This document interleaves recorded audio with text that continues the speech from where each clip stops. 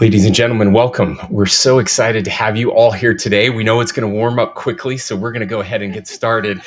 We are incredibly excited to have with us Secretary Buttigieg, who is graciously spending time here in our state. We had an opportunity to meet with him yesterday in Coeur d'Alene, Idaho, with the Western Governors Association, where we talked about some of the issues facing our states in the West with transportation, and we were excited to get a preview of an announcement from Secretary Buttigieg and the work that he's doing as a result of the infrastructure bill. I want to begin just by talking a little bit about why this is so important. From the Capitol, you can look out here and see many of our cities are right up against the mountains and forest lands. This is the case, of course, through much of our state. And as beautiful as mountains and forests are, wildfires and flooding can prove dangerous to our transportation grid, our property, and our lives. As I mentioned earlier this week, I was with my fellow Western governors of both parties and federal officials. And one of the topics that we discussed there was restoring burned landscapes to prevent the flooding, mudslides, and pollution of our water supplies that so often follow a wildfire.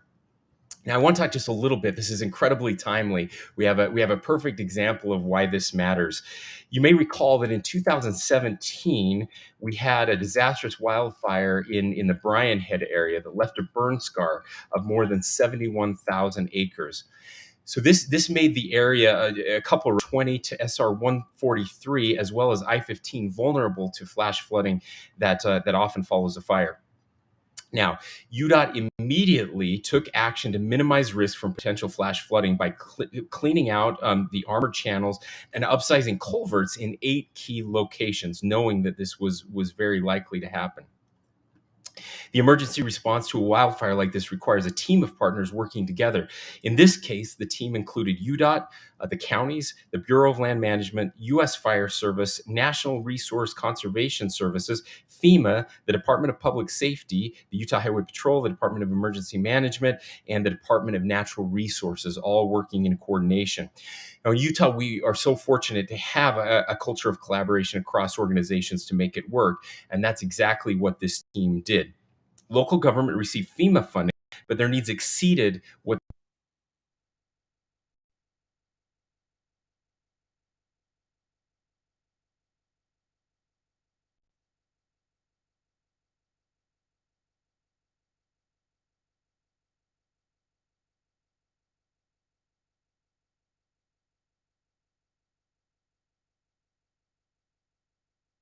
used for a variety of improvements ranging from safety projects to road repairs to bike lanes in other parts of the state.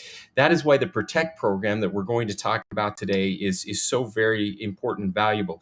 It provides the resources that departments of transportation and local governments will need to invest in transportation resilience and move fast when an incident occurs. And we can do it without sacrificing the other transportation needs of our system. Just yesterday, we saw this play out in real time. Around 3 p.m., a storm surge caused flooding in the same area of the Bryan Head as a 2017 fire. Now, I want to point out that when you have a wildfire and we get the fire out, everybody thinks we're done. Very often, 3 to 5 years later, we are still having flooding from those burn scars. So once again, several feet of mud and debris were pushed onto SR 143, and the road was closed in both directions. Now, at first glance, that may not seem like a resounding success story, but let me tell you why it is. UDOT and Bryan Head City were able to clear the road in about 3 hours, compared to around 24 hours in 2017, and they initiated their response faster thanks to early data from a new weather monitoring system. Before traffic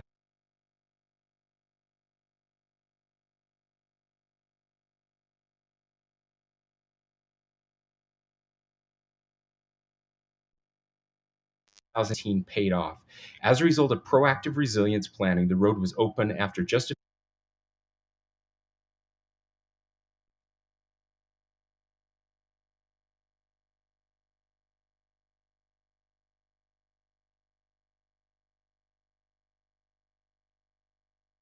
major problems in some parts of our state. If a road is closed, it can cause detours that take hours. I have to just add one caveat here. In 2012, we had a major fire in Sanpete and Carbon Emery counties, right around those county lines.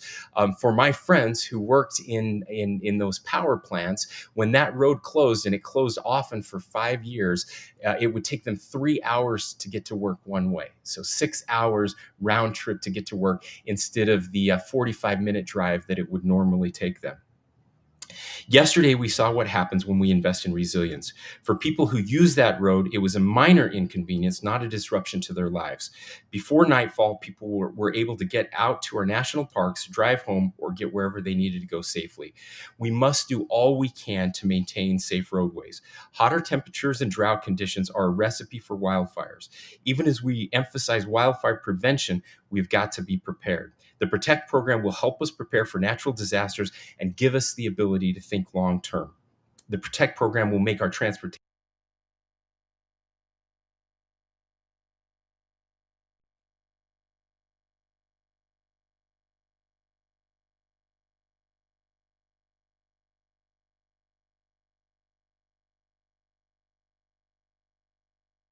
and across the country.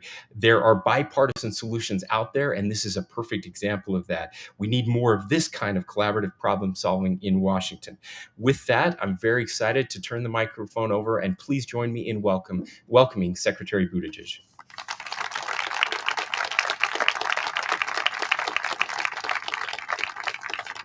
Well, thanks very much, Governor.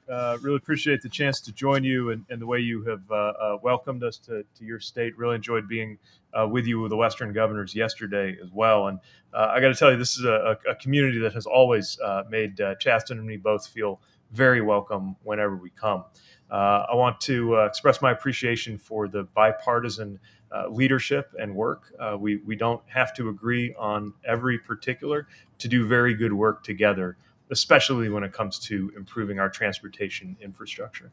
I want to thank our local leadership for being here, Mayor Mendenhall, Mayor Wilson. So glad to be with you, and feel that job has only become more demanding and more difficult since I had it, but you've done it so well for the city and for the county. I'm really honored to have the First Lady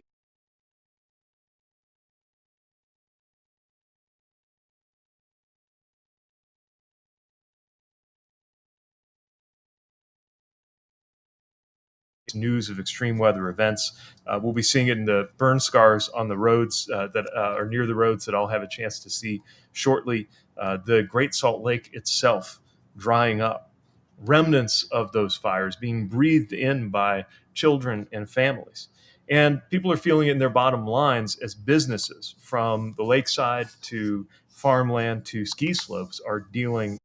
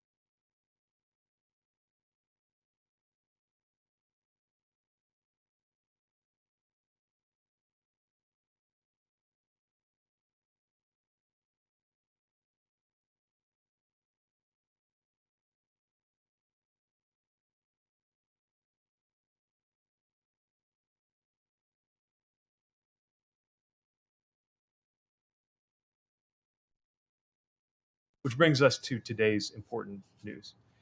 As you know, this past November, President Biden signed into effect the bipartisan infrastructure law. And we're now making the biggest investments in the better part of a century to modernize our transportation infrastructure, our roads and bridges, our transit and trains, our ports and waterways, as well as unprecedented investments in things like broadband internet and clean drinking water. And a big part of this law is funding to help protect communities against extreme weather. So today, we are proud to launch a first of its kind $7.3 billion initiative to modernize America's infrastructure to withstand extreme weather so that the roads, bridges, transit, and waterways that people rely on can stay open when you need them the most.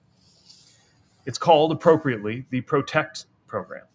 And states can use this funding to do things like redesign and rebuild bridges to withstand flooding. They can build evacuation routes so that people can escape disasters and first responders can get to and from sites more safely. States facing wildfires can add protective features around roads like debris catchment basins or larger culverts to prevent landslides. Utah alone will get tens of millions of dollars over the next 5 years from this program. The program is an even better investment when you consider that it's going to mitigate things like the $145 billion in damages that extreme weather events cost Americans just last year in damaged homes and businesses and lives. Our country will finally be in a position to adapt our infrastructure before disaster strikes. This is the first dedicated transportation program to help states do this critical work. But I'll say our department has already been doing what we can with what we have. And I think we can offer some good examples to states as they take the lead in planning for how best to use these resources. One example comes from Findlay, Ohio. It's a town of about 40,000 people which flooded in 2007. Hundreds of homes and businesses were damaged or forced to move. Now we're helping Findlay replace a century-old railroad bridge with a modern ballast deck bridge that'll not only help people get to work, but also reduce the risk of flooding damage. Or in Hawaii, there is a 4.5-mile section of the two-lane Honoapiilani Highway, which runs along the water, and it's repeatedly flooded due to rising sea levels. So we're supporting the local community as they weigh options like whether to build shoreline protection or relocate that highway further inland. Now, transportation is not just put at risk by climate change, it's also the biggest contributor to climate change, which means that transportation should aspire to be the biggest part of the solution. And we're seeing a lot of pioneering solutions from these leaders here in Utah. Utah helped lead a coalition with Arizona, Colorado, Idaho, Montana, Nevada, New Mexico, and Wyoming to create the electric vehicle charging network called Charge West. That effort won't just fight climate change, it will save Utah residents money and improve air quality. And the Biden-Harris administration is proud to help fund its implementation. For those in a gas-powered vehicle, our administration announced ambitious new fuel efficiency standards, which will save a typical household hundreds in gasoline costs and accelerate our independence from foreign oil. We're also proud to support Utah's innovative bipartisan efforts to give people more options to get around efficiently. This state's investments in train and transit service will improve residents' air quality and save people money and time. Utah is the state where in 1869 the final Golden Spike was driven into the ground, completing the Transcontinental Railroad. And we believe it can be a leader in the future of rail as well. I know a lot of this sounds very common sense. We all know that a fire or a flood doesn't pick out Republican homes or Democrat-owned businesses to destroy. And it's clear that so many leaders here in Utah get this across party lines, which is why it's surprising to me that in Washington, we still hear some denying that climate change is real and urgent. All I'll say is that Americans should trust their own experience more than political talking points and continue to seek those leaders who focus on improving the air that our children breathe and the roads that our people count on to get to work. We don't have time to debate whether this is urgent anymore. We have to get to work, and we are. And in states across the country, communities across the nation, we see Americans coming together, as people are doing here, to implement real solutions and make people's lives better. And now, through the bipartisan infrastructure law, we're bringing resources to help those communities deliver. This is about protecting people and jobs and the infrastructure those people and jobs count on from the immediate threats of extreme weather. It's about protecting the first responders who protect us. And it's about keeping Utah and the whole country safe and vibrant with a good quality of life and lower costs for the long term.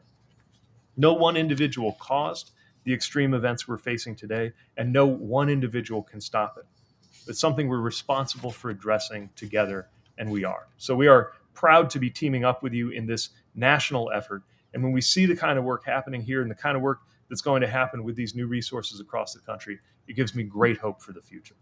Thanks very much for the chance to join you. I think we have a little time for Q&A, which I believe the governor is going to guide. I think that deserves a round of applause. Thank you, sir. We do appreciate our visitors who are here with us, our dignitaries who are here, mayors of Salt Lake City, Salt Lake County. Welcome. We're glad to have you here. We have the mayor of South Jordan, I think, is with us as well, Mayor Ramsey. Thank you for joining us, and of course, Lieutenant Governor Henderson. We're so grateful to have you here today. With that, we are open to any questions. Ben, please. So what are you going to buy with the money, Governor? What am I going to buy with the money? That's a great question. This is a new announcement. We're working with the Department of Transportation, with our transportation board, to decide where we're going to invest this money. But certainly, our burn scar areas are very high priority. Another priority, of course, are our canyon areas. We've made big investments in Little and Big Cottonwood canyons, where we often have when we have snowpack that melts very quickly, we'll have rock slides, and we'll have avalanches as well. This is money that we can use to help prevent those things, or at least to keep the roads open when those disasters happen. So we're very excited to have additional resources. We're investing in these projects every year anyway, so this is just an influx that will help us with our current plans, and hopefully free up some money for some other important infrastructure investments. Governor, how quickly do you think people would see actual projects being completed? I know the money's over a course of several years. Sure. Can you put a timeline on when people could actually see things? Yeah, we'll be completing these projects every year as that money becomes available. Of course, we have wildfires every year. So every year we have a new area that needs this type of investment. So a great example right now, Millard County. The Lieutenant Governor has been working very closely with Millard County officials. And I will say that the transportation piece is just one part of that, right?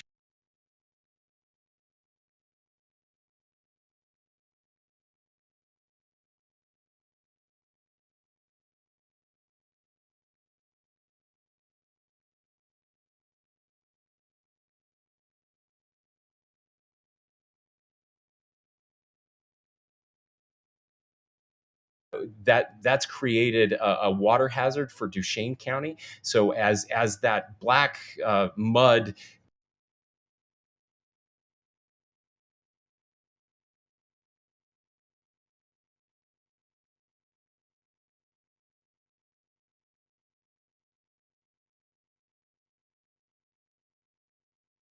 those organizations together, and we sure appreciate our federal partners making that happen.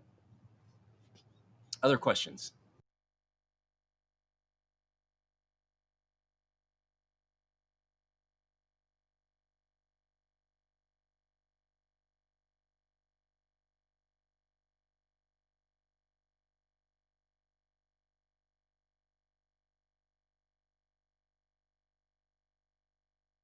A very low bar.